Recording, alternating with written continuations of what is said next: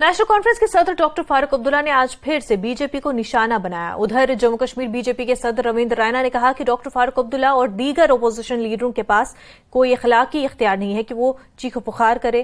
रैना ने कहा कि ये वही लोग हैं जिन्होंने पंचायत और म्युनिसिपल इंतखाबात के इनेकाद की मुखालफत की थी और माजी में उनका बायकॉट भी किया था। उन्होंने अपोजिशन जमातों को मायूस करार दिया और दावा किया कि बीजेपी मुस्तकबिल में अपोजिशन इत्तेहाद को शिकस्त देगी।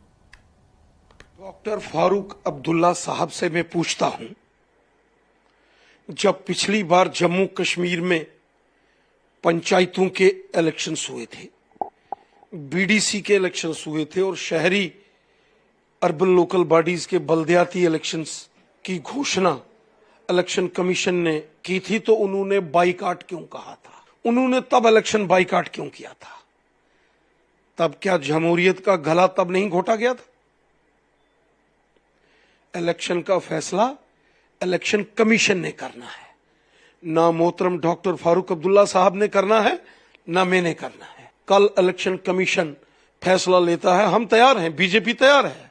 मैं तो कहता हूं शहरी इलेक्शन और पंचायत के इलेक्शंस क्या, असेंबली के इलेक्शंस होने चाहिए। ये सवाल मुझसे पूछने के बजाय जिस पार्लियामेंट हाउस में डॉक्टर फारूक अब्दुल्ला साहब दिल्ली बैठते हैं, उसके 10 कदम की दूरी पर इलेक्शन कमीशन है, उससे क्यों नहीं मिलते हैं? उससे बात करें ना।